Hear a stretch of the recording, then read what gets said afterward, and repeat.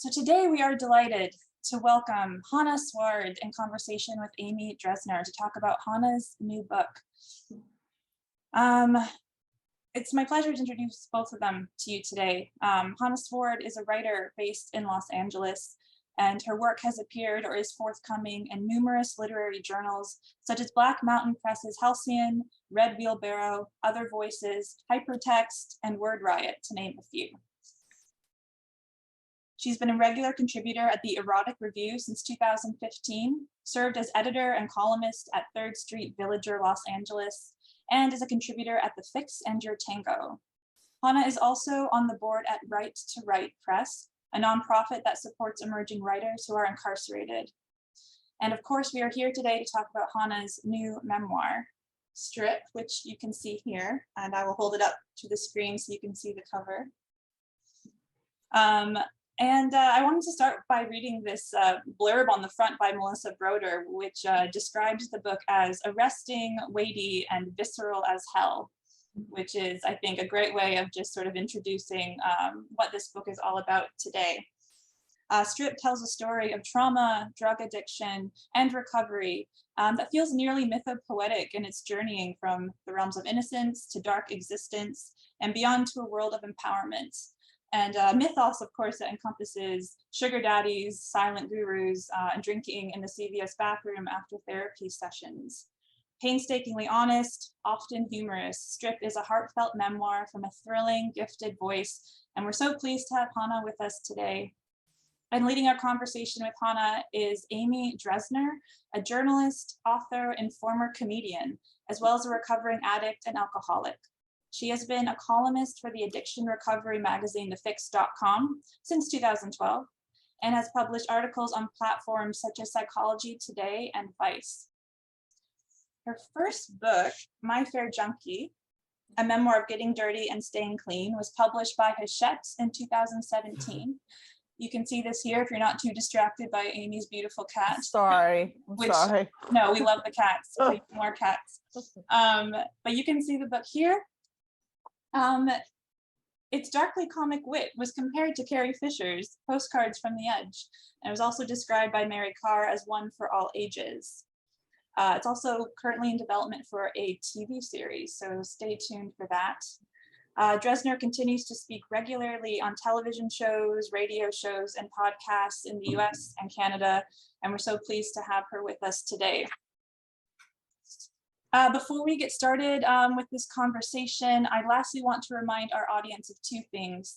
Firstly, this event today includes a question and answer option. So you can see the Q&A option at the bottom of your screen. Please feel free to ask questions and we'll get to them towards the end of the session. You can also upvote other people's questions if you see something you'd really like to have answered. And lastly, and perhaps most importantly, please consider supporting our authors and Powell's by ordering their books with us at powells.com. Once we get started, I'll drop some links in the chat that will make it easy for you to do so. Now, with all of that said, I am so pleased to turn things over to Amy and Hannah talking about Hannah's new book, Strip. Hi, everyone. I'll start by reading a short passage. It's 2 pages, so you can just brace yourselves. It's not too long. And I want to thank every single person who is here and for Powell's for having me. This is a dream, and also a dream to be in conversation with Amy Dresner. All right, this chapter is called Speed in the Bushes. It was a few weeks after I met Omar on a windy Saturday morning that something changed. I was standing in my nightgown in the backyard, grapefruit gouged by squirrels slumped on the overground ground. Bougainvillea thorns clawed at the wood fence, and the vines tangled into the bushes and trees on their way up to the telephone line. My bicycle leaned against a fig tree, and ferns twisted through the cobweb spokes. I had been trying to quit crystal meth again, and it had been 2 weeks when I'd gotten a call from Lisa. She had called before, but I hadn't picked up. This time, I didn't even think about it. I was on the 10 freeway in 5 minutes. 40 minutes later, I was in the lingerie aisle at Ross looking for Lisa.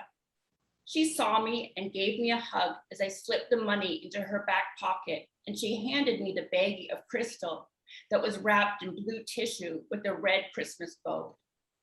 I sensed we were being watched and grabbed a pale blue robe from one of the racks and held it up in front of myself. Perfect, I said. I tried it on. It felt like being wrapped in rabbit. I walked to the dressing room with it and took a bra off a rack and slipped into the change room, making sure I chose one with a door that latched. I tore into the tissue. The crystals looked like organic Mediterranean salt. I prepared a line, snorted, and put the baggie in my pocket, leaving the bra and the rabbit robe behind. Now here I was, 2 days later with no sleep, in my backyard, shaking with the wind. Barefooted and barehanded, I reached towards a branch. Pink flowers fell to the ground from the trees. Purple morning glories peeked out from the bushes. A thorn pricked my finger. Prick, pick, prick, pick. Each time a thorn pierced me, I told myself to put on gloves before breaking another branch, following the bougainvillea into the bush. I was caught in the vines, tearing them apart, tearing me apart. My arms were scratched, my mouth dry. An hour passed, then two. I was on my hands and knees, then back on my feet. My shins were scratched, knees dirty, and my jaw, it was very tight. You go inside, I told myself. Get water, you have to pee. I never liked to garden before speed. Alina used to cut the grass in our front yard between the pebbled path with a pair of nail scissors. I would have to help her. The only thing I liked about the garden was when the rhubarb grew and Alina made pies out of it. I still don't know why this day became so different than any other. At 8 p.m., I was lying on the cool black and pink tiles of the bathroom floor. My arms and legs stretched out wide. I was pale, nauseated, my forehead damp with cold sweat. My heart beat too fast and I couldn't get up. The scratches all up and down my arms were streaked red, like I had been attacked in the jungle. How many years had I spent in the bushes with my head down, tangled in the weeds? My heart and head raced in rhythm to the images of my life. My mom leaving, my sister crying and clinging to my leg when I flew home every summer, brown car man, the babysitter, the nightmares. I thought about my dad and his women and his poetry, my stepmom's borscht, my little brother's dead cat. I remembered me bending over and swinging on poles for money, the drugs and the men in hotels, the decent job at the law school that I had quit. And now, even though I called it sugar daddy work, being into prostitution for the third time. More images came, leading me to where I was, 36, lying on the floor of my pink bathroom on a Saturday night in Los Angeles, torn red from fighting the vines in the garden. I saw no escape.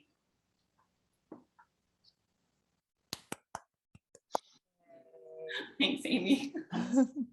I mean, I read it, but God, I have so many questions for you. And I mean, we've known each other a really long time. And I had no idea until I read your book how much we had in common. It was kind of creepy. I was like, oh my God, we're the same person. It was really, really spooky. So first of all, there's like a flavor of poetry in your writing. And your father was a poet and my father was a writer. And so what do you think the pros and cons are of having a father that is a writer? I love that question, Amy. And the prose, I mean, it's my first memory is poetry, being on his back as a maybe 3-year-old, and him carrying me on the back and going to poetry readings. So everything was poetry from my youngest age. And I just remember the rhythm of the words and feeling the vibration. And I think all my life I've kind of romanticized the poet in terms of the language, the whole view of life, and moving through life. I mean, my dad, it's like, I can't separate him from the poet. He's my poet father, I always say. And the cons are, when I was very haunted and I felt very less than because he had 16 books out. Right. Oh no, I mean 30, and I didn't have one. And so, and then also I never wanted to be a writer because I saw that life and I saw all the revisions and the no money, and I just thought, not for me. Right. And the biggest con is that poetry is number one. Poetry is above all else, which is also what I loved most about him, and also the most challenging part. Totally. So your book is extraordinarily revealing and vulnerable and raw. I mean, it's really no holds barred. I mean, I thought my book was no holds barred, and then I read yours and I was like, whoa. How did you feel right before it was released? Did you feel scared? Were you nervous about being judged? And I mean, it's only been out for 2 weeks. What's been the reaction so far, and how do you feel? From the public, I just feel so completely supported. That's awesome. And because it's been an integrated process. However, I haven't looked at reviews. I only think, I haven't asked for any, there's no reviews really there yet. Yeah. Not a great way to sell a book. However, it's too early on to actually read comments. So in that sense. Can I tell you, my father said, don't ever read reviews. The good ones will make you think you should win a Pulitzer Prize, and the bad ones will make you want to throw yourself out a window. Like, don't. They're going to make you afraid to write your truth, and it's just someone's opinion. Don't. Yeah. Thank you. I might be calling you on that. Yeah, do not. My family, both of my mothers, my stepmother and my mother, that has been the single most challenging part. It's not the public or anyone else in the book, but it's the people in the book. Right. Okay. So let's get to that question. So my experience was that the people that were in the book were angry that they were in the book, specifically my ex-husband who tried to sue me. And the people that were not in the book were angry that they were not in the book. So, and my mother wasn't thrilled. We both had absentee mothers and writer fathers, and we both were speed freaks. And it was really freaky. The more I read, I was like, oh my God. Yeah. My mother didn't love the way that she was portrayed either. But I had to write my truth. So what's been your experience with pushback from the way that people were portrayed in the book? Well, just today I got a message from a family member sharing with me my stepmother's reaction, and I couldn't read it all. I just had to delete it. It was just too painful. Yeah. And my mother has been incredibly supportive, and at the same time, she said it's cruel in parts, and especially the back part about abandoning me. And it was never my intention to hurt either of them.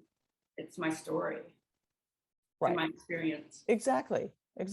And you had your truth. And I mean, I think it was fair. I mean, you said you felt confused and you felt badly about how you felt, and that you felt badly about having bad feelings about it. And, again, you can only write your truth. Yeah.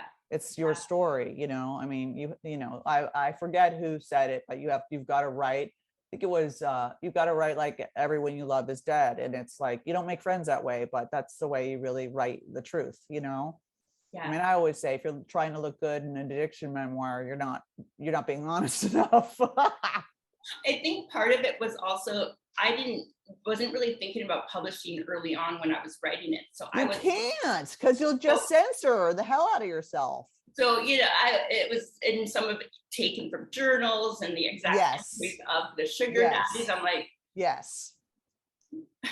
So, you know, everyone always asked me, was writing the memoir cathartic? Was it cathartic for you? Have you gotten that question? And was it cathartic for you? I'm not sure if it is in the way that that word is interesting. For me, the whole thing was the process of, in the beginning, I dedicated to sitting in the hours, because that was my one wish my whole life, that I could sit with myself. And it was the hardest thing to do. It was intolerable. And at times it still is, but I had the tools to be able to. And that's just the biggest gift in my life. And that process of writing it helped me get to that place. Because for me, I had to sit down and write. Of course. So in that sense, yes. The other thing was because my life, or I felt so fragmented within myself in all the different parts, there was something about weaving it together that an internal connection in a way. Okay. But not in the sense of sitting there and going, oh, this is so, no, it was excruciating. Yeah, it was excruciating for me too. Yeah, I wasn't like, oh my God, I feel so free. I was like, oh God, I have to relive this now. Like, you know, yes. My father's like, once you write it and it's done, it's over. It's fiction. I was like, what are you talking about? You know, I was, what do you mean? Yeah.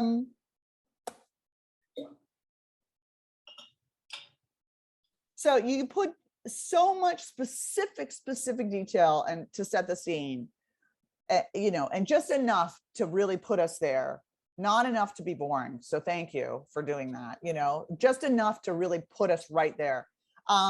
And obviously some of the scenes are like 20 years ago. So unless you're Rain Man, you were journaling the whole time, right? So you had these details written down like I did, correct?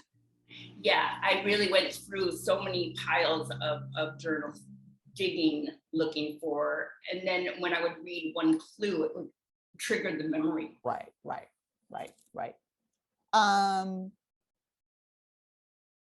How is it for you reading this very personal stuff in public? I've really enjoyed it so far. That's awesome. I really enjoyed it. Do you feel freer? I don't know. I feel like once you own it, I don't know. I felt bulletproof. Like once I'd owned it all, like everyone's going to be like, you tried to stab your ex. I'm like, I wrote a book about it. What else you got? Like, I just kind of like. I think too, having shared it so many times in the past 12 years of my sobriety and sharing the story out loud. Yeah. It's like, it's already happened. And also publishing excerpts. Yeah. Yeah. That said, there's certain sections that I haven't read yet, so I don't know. Right. That I'm sure would be very hard to read. I was always told that you do not write about writing, but you got away with it. How? I never heard that. So that's good. I've been told that by agents, by my dad, by everyone. You never write about writing. And I was like, what? And it was like, and you got away with it. Well, it's good I didn't know. Okay, yeah, then maybe that's why. How did the title come to you? The title was only ever a working title. I was working with my mentor and we would just refer to the book as Strip. And that was going on for 6 years. And when it came time to find a title, I really agonized over it and went with a lot of different ones. My stepfather's great with titles. He offered quite a number that were just beautiful. And I just kept coming back to Strip. I like one word titles. If I were to title it again, not so sure, but I was always confused about the title. I mean, that's, I think it's like the perfect. best way to sell a book. I was confused about the title. However, that's the title. I think it's great. I think it's stark and like in your face, like the book, just like boom.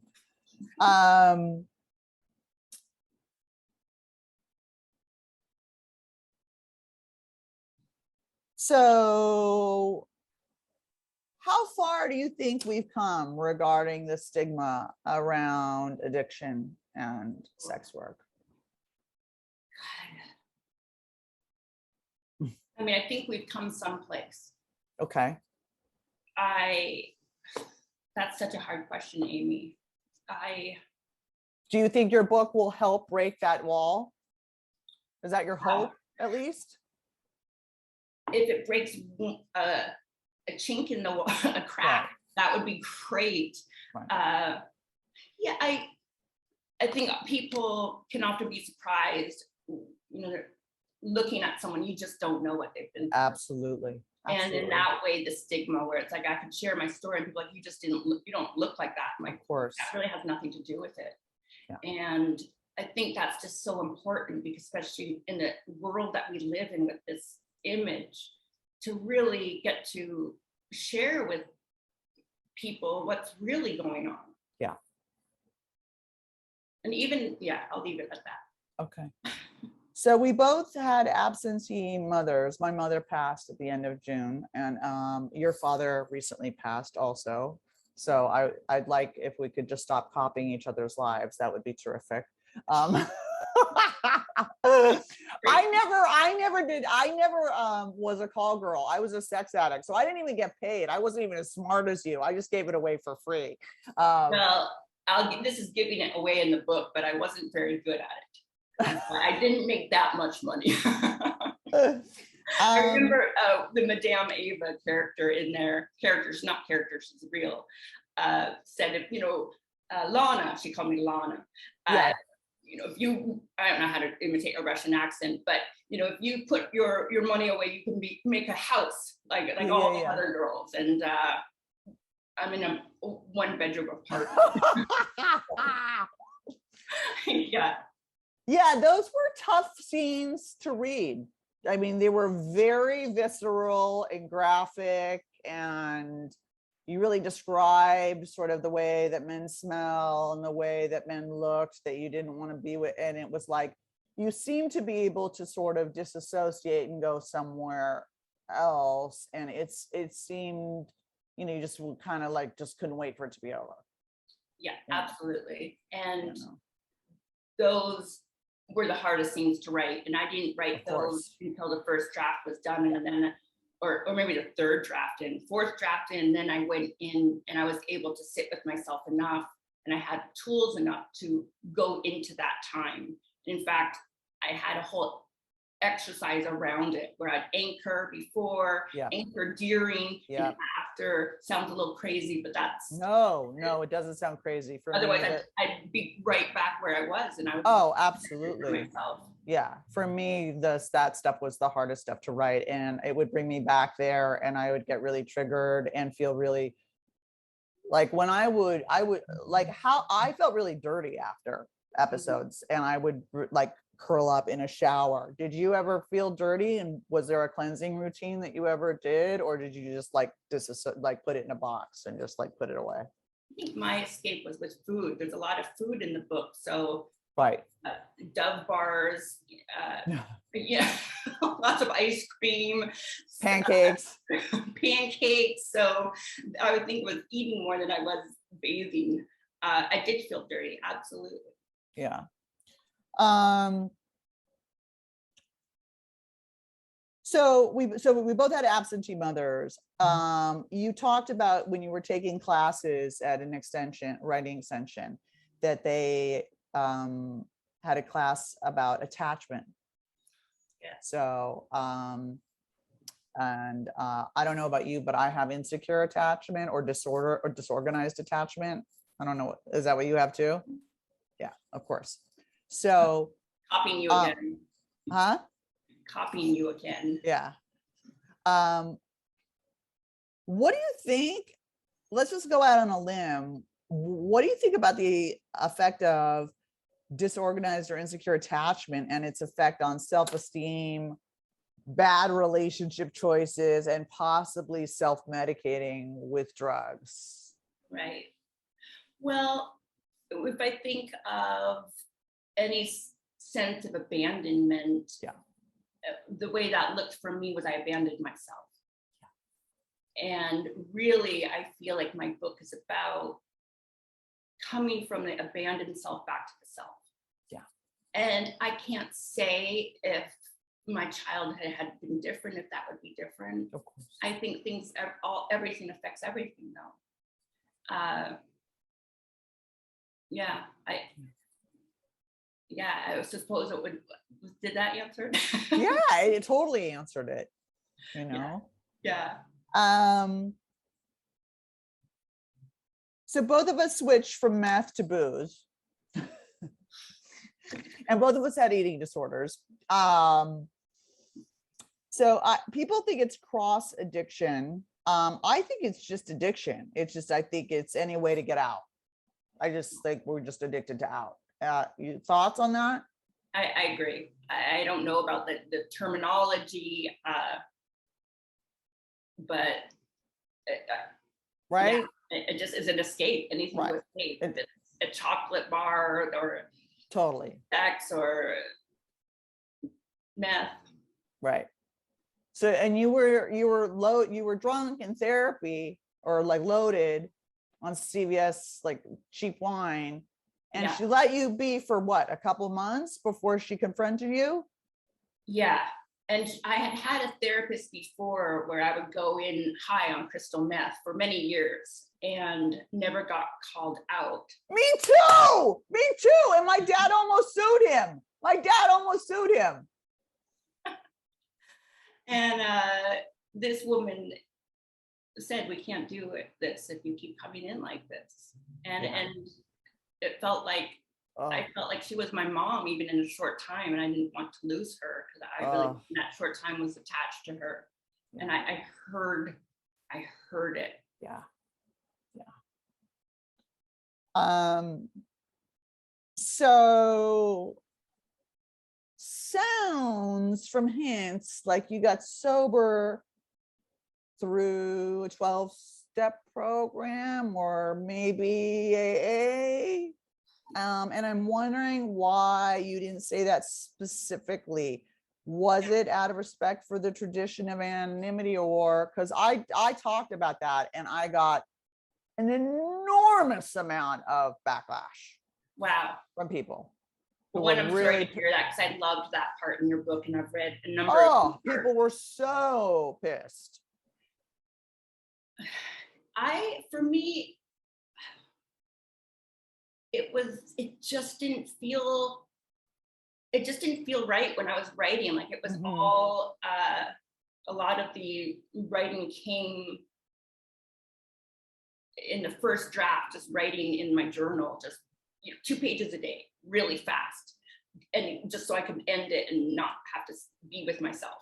Right. And that is the way it came out. And when I was editing it and transcribing it, just something didn't call me to do that. I'd like to say it was more about the tradition, but the truth is, didn't feel necessary. Yeah, I just wasn't called to. I just didn't feel like even the words, AA in the book somehow just threw things off for me. Right. Yeah. Right. Okay. Why did you write this book? And what are you hoping? What's your dream that it will accomplish? It accomplished, I feel on one level, a personal level, I feel like I already accomplished what I was hoping it would. Which is what? To weave yourself together a little bit? Weave myself together to be able to sit with myself. Yeah. I would look at women, I say this often, but who buy flowers for themselves or organic basil. And I would see those women and I would think like, they must be able to sit with themselves if they're buying flowers, and I could be wrong. And I can say today I can buy flowers for myself. And it's been very slow process, $1.99 gladiolas. However, the very act of writing the book, that was my dream, in terms of speaking to people. I hope it does. I hope that it finds homes on people's shelves and speaks to their heart. And we'll see. I've had a couple people, yeah. Message you? Yeah, I mean, a couple. I've had 2 people, no. And that was very moving. It's very moving. I cry still. It's the best part. Yeah. It's the best part. It's the most meaningful thing I think there is, to touch another person. Yeah. And say, oh my God, I don't feel alone now. And you made me feel less ashamed. And you said what I was thinking. And wow, right? I hope that's the case. I hope when I was doing a panel in Chicago, there were some young women in the audience that came up, and that was everything. That was awesome. Awesome. Yeah. I love that. I love that. Have you gotten any creepy messages? Because I got a couple of those. Like when you write about sex stuff, you tend to get a couple of just untoward messages that you're just don't. I've had some messages of men letting me know what kind of yacht they have and how many countries they've traveled to. And like, right. No dirty messages yet. Thank God. Oh, that's good. That's good. Yeah. You're like, honey, I don't do that anymore. And that was 20 years ago. Like, right. That's nice. Right. You're like, that's nice. Yeah. So your childhood is a major thread that weaves throughout your book. So I got a lot of criticism for not talking enough about my childhood. Right. How did you manage to weave that through the present day experiences as you took us through? Because it was very linear. And why was that so important to you? Well, I didn't start out important. In fact, I was writing about my adulthood for quite a long time before I started in on childhood. And it was my mentor that strongly suggested that I go into my childhood. And I said, I'm good. No thanks. And it took a little nudging, and I trust her implicitly with editing and the amazing author she is, and editor. And I began. I found that very difficult. Because it's painful. Yeah. Yeah. Yeah. And going back there to certain scenes, and going into great detail. Yeah. So if it were up to me, probably the childhood wouldn't be there. Yeah. That's I was just like, you know what I mean? I did some of it, and then I was kind of like, that's enough. Yeah. Yeah. Totally. The cover is so fantastic. I mean, it's mind-blowingly cool and eye-grabbing. How did that come about? The publisher sent me a number of options or ideas. And he is big on collaborating, so he wanted to run them by me. That's nice. Yes. Yes, it is. Right, not like just this is your cover. Right. And I mean, coming from you, that means a lot, because I mean, your cover's amazing. And right away, the images spoke to me. They were moody. Yeah. And I did get some feedback that it was a little too moody and too set. However, it felt like the book to me. Yeah, it's perfect. Yeah. It's perfect. I think it's amazing. I think we're going to move to questions soon. Is there anything else that you want to say before we move to questions? There's a lot of questions. I just want to thank you for asking such amazing questions and for being such an inspiration to me along this long journey. It's, as you know, it's been many years, my process with this, not only writing it, but getting out into the world. And your persistence is inspiring. well, that I am. Yeah. You know, I just, you could see that ugly thing in the corner that my friend said, let's do like that. That's better. Anyway. Practical in the kitchen. Anyway. All right. Should we go to the questions? Yes. Okay. Yeah. Okay. And anyone, feel free to ask whatever you want. This is from Andre. Does the successful completion of this book invigorate you to dive into another work? No. Why? Because it was so hard? Hi, Andre. I think I know who invigorate me. Not right now.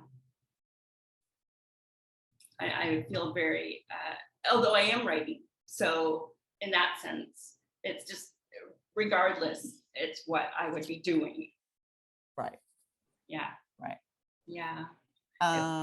Rita says, congratulations, Hannah, very courageous work. I'm curious, what did you learn about yourself by the end of the work? Ooh. If this is the Rita, I think I know. We'll have to talk about that in New York over coffee next week. What did I learn about myself? That it's possible to. I think it's someone you know. I mean, it's Rita Williams. Is that someone you know? I think it's possible to turn my life around. I was able to, I turned it around. Yeah, you recovered. It was amazing. Right. And so that's what I learned about myself. And I also learned the whole process of writing it and getting it published. I can recognize that I can definitely be very disciplined. And I didn't quite know to what extent until I wrote the book how much I could be. Other things I learned about myself, I didn't realize, probably one of the biggest things was I didn't realize how disassociated I was. I remember going to therapy and my therapist would say, "Where are you?" And I hated that question. I didn't know what she meant.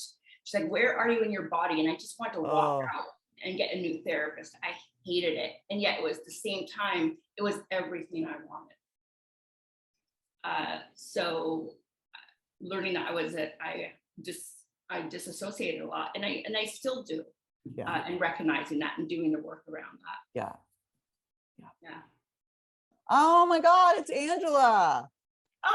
Angela, hi. This is what community does. We all show up for one another. I love it. She says, thank you. As a motherless daughter who is writing a book, this interview is so rad and incredibly helpful. Much respect and love for the essence and courage of this conversation. Thank you for being so authentic. Thank you, Angela. Hey, I cannot wait to read your book. This is someone asking me, just curious, Amy, have you read The Traditions? Is your stance the same now? Oh boy. I don't want to get into like an AA thing because this isn't really about me or AA. It's about Hannah and her book. So I think I'm gonna leave that alone. Yes, I've read The Traditions, and yeah, my stance is the same. even more so. I mean, I believe that there are many ways to get sober, and I think that yeah, I don't believe in fundamentalism or dogma. So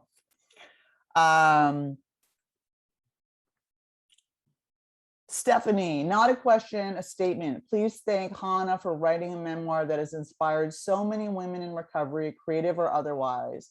And thank you, Amy, for facilitating the Q&A. Both of your experiences have been much like my own, aspects of active addiction and sobriety.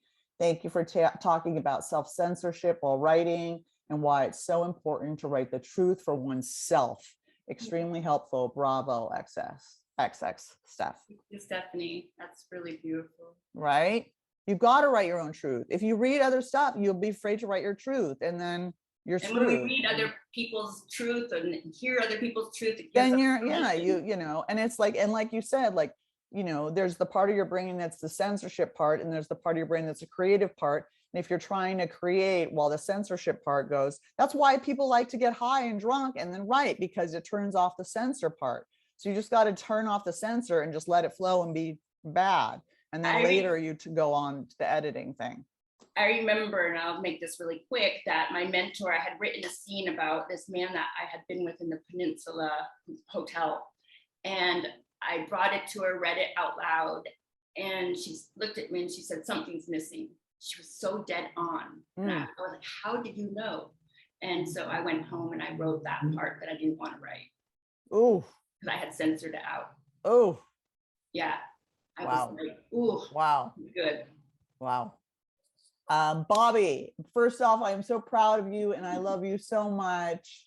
Bobby in Portland. Oh my goodness. When did you decide it was time to write about your life and share your strength with the world? I wanted to get back to writing as soon as I got sober. And it was next to getting sober, it was the most important thing to me. And so I think from the beginning, I knew I wanted to. I didn't necessarily know it was a book because I didn't want to write a book. Short stories are what I had been publishing. So I think from the beginning, I knew I wanted to. I was writing. I was writing all along. So I'm not really sure if I'm answering this, but yeah. This is an anonymous attendee. This has been great. After doing something so profound for yourself, learning how to sit with yourself, right? Which is like the key to sobriety, which is like so hard.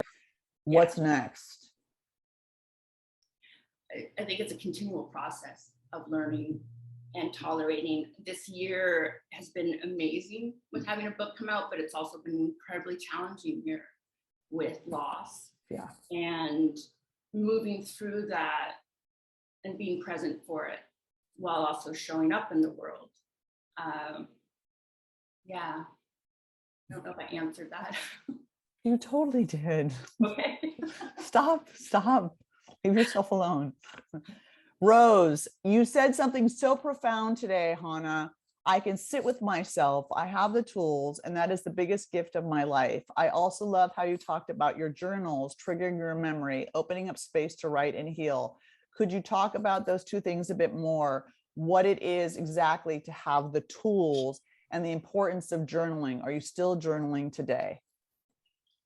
I'd like to say I was. Right now, I'm not. It's sporadic right now, and I'm giving myself that permission because I trust myself today to do the writing. It was a time where I didn't, so I was very militant about it. In terms of, what was the last part, Amy? She wants to know a little bit more about what the tools are. Right.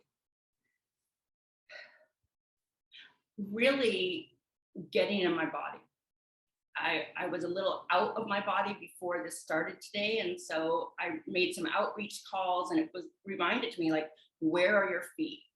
Where's your breath? Where are you? And still I'll be out there. And whenever I'm out there and I'm disconnected, and fortunately I have people that will say what's going on here, but I also get to recognize it. I recognize it in myself today when that happens. And not all the time, but most of the time. Yeah, so the tools are breath work, meditation. I can't believe I say I do meditation. I know, we become everything that we hate and make fun of in sobriety, right? Yeah, I meditated before this today. I said, even if I was like, I had my Tibetan bells and and I'm like, God speak through me. And then I couldn't get on Zoom, and I'm like, okay. So I love it. Andre, bask in this glow. Aw, take it in.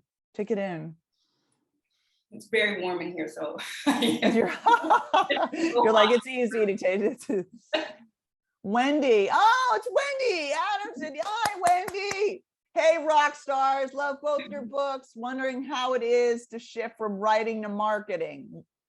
Ooh, that's so hard. It's so hard. And Amy, you've inspired me so much with that. I wasn't even on Instagram until like 3 months ago. And that's exactly the same. My publisher was like, you have to get on Instagram. I was like, I don't want to. Wait, my thing just went away. Where are we? Oh, there I am back.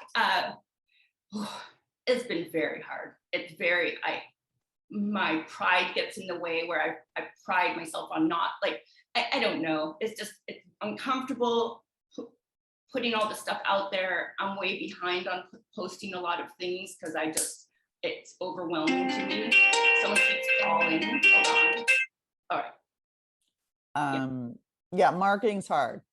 Yeah. I don't think writers are natural marketers, really. That's not really no, it's, and I've tried to put it in context of the other writers that I get to be with and kind of, that said, I think I have 4 Amazon reviews because I just haven't been asking. I know you have to. Yeah. They'll do it. You have to ask. So I'm plugging that here for reviews. And those of you that have, it's so grateful. You have to ask, dude. Even you have to ask. Like the book, that's fine. I don't. You want bad reviews? Maxine, you guys, no question. Just want to say this was one of the best, most interesting, no BS author interviews I've seen. Thank you. $20 for you, Maxine. Woo! Anonymous attendee, this has been great. After doing something so profound. We saw that one. John, who do you see playing you and your sister in the movie version? That's such a hard one. I mean, I love the ones that I would think are a little too old because they're like my age now. Not so they couldn't play me in my 20s. Same. I don't know. I'm terrible. I don't know who the stars are right now. I don't have a TV or anything, so I'd have to do a little research. We'll see what happens with that. There has been some interest. However, it's such a long shot with Hollywood. It's such a long process. I'll start looking or thinking about it. Did your dad get a chance to read the book? Oh, thanks, Renee. No, I read him the first chapter and the last chapter, and I was able to show him the cover in his last few days. Was he so proud? He, I mean, I think so.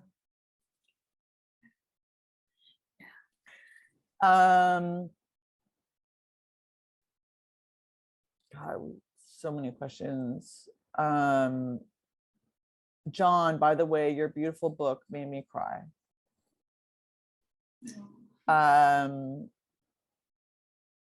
Cindy, what are you doing currently for your own self-care now that your book is out? It's an honor to be here with you and Amy. Much love and respect.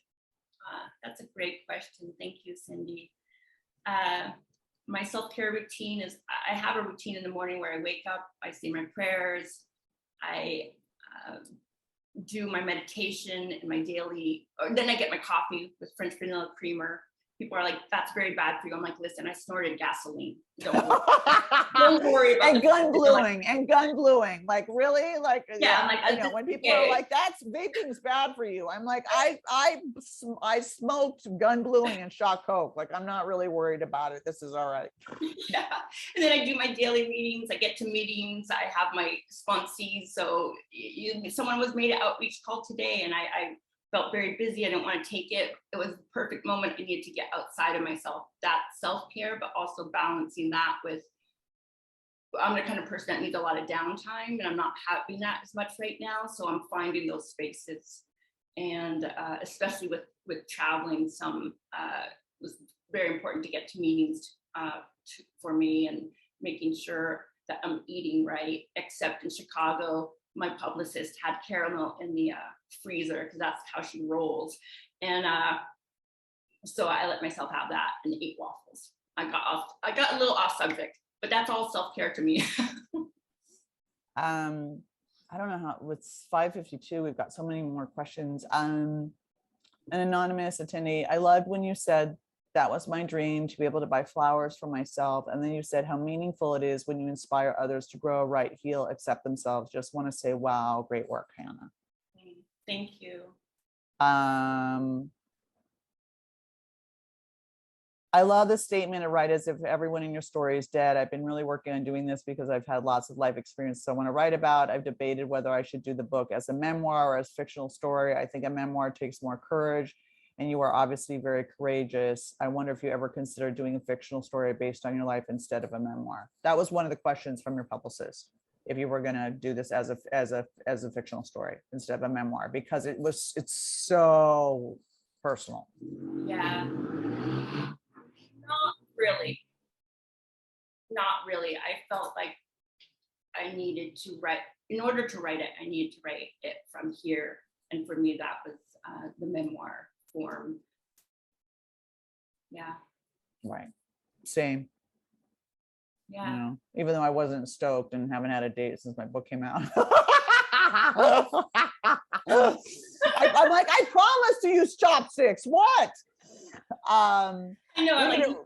Rita says, make sure to leave your handles, Instagram, Twitter, etc., so people can draw traffic to you. Oh, in the chat? I would think so, yes. Okay, thank you. Elizabeth says, congratulations, Hannah, and thanks for doing this interview. I look forward to the book.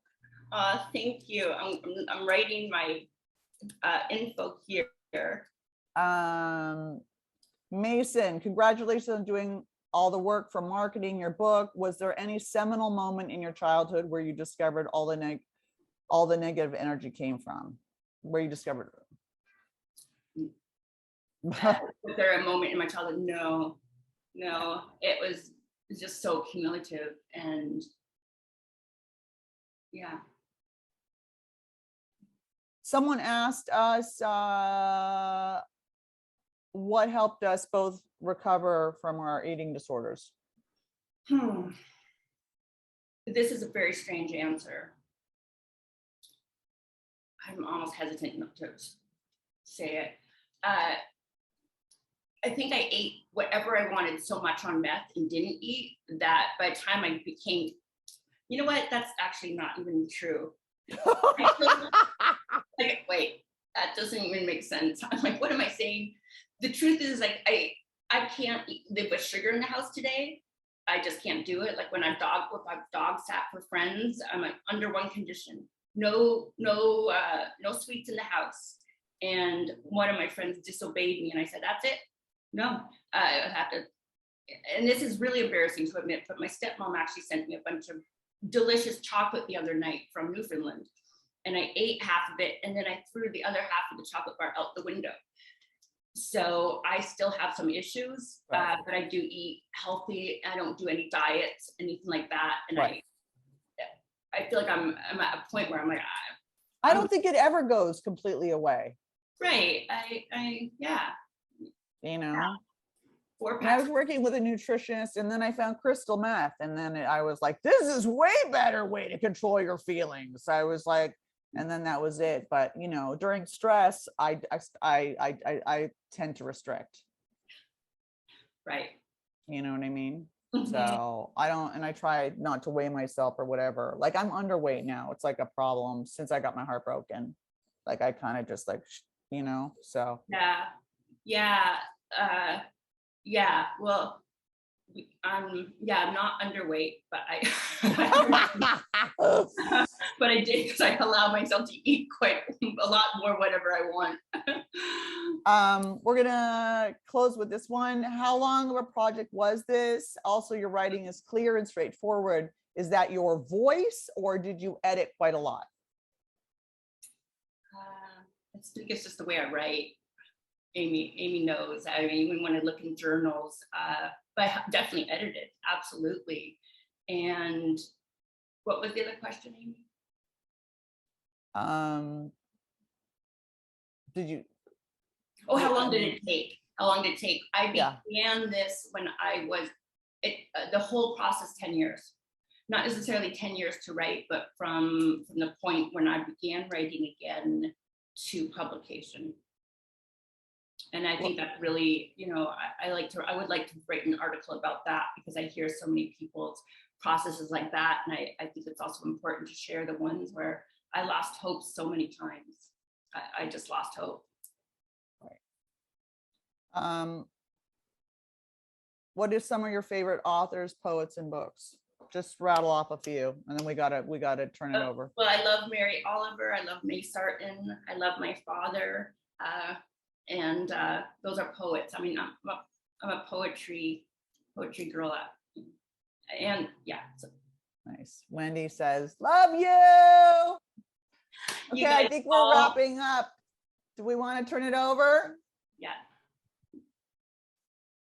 Hello, I'm back. And to close this out, but first I just want to say, well, to Amy, your questions were incredible. Oh, thank you. And just really led such a heartfelt, heart-forward conversation. And you can tell by the other questions that came through in the comments, just really, I think, encourage other people to ask really good questions as well. So thank you. And of course, Hannah, thank you so much for being with us today.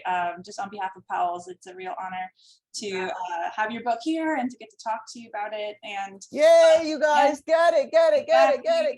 This is the reminder at the end to please support Hannah and Amy as well. We've got Amy's book here. And Powell's by purchasing these books at powells.com. The chat has some links for you there that are still visible. And once again, yeah, just thank you so much for joining us today. It's been a beautiful conversation about difficult things, but with such candor and grace, and really grateful for that. Yeah, so this is us saying goodbye, and we hope you'll check out some of our other virtual events that are upcoming. And Hannah, good luck with the book tour. We wish you all the best. And everyone else, thank you so much once again for joining us. Thank you for having us. Love you, Hannah. Mwah. Thank you. Bye, everyone. Bye.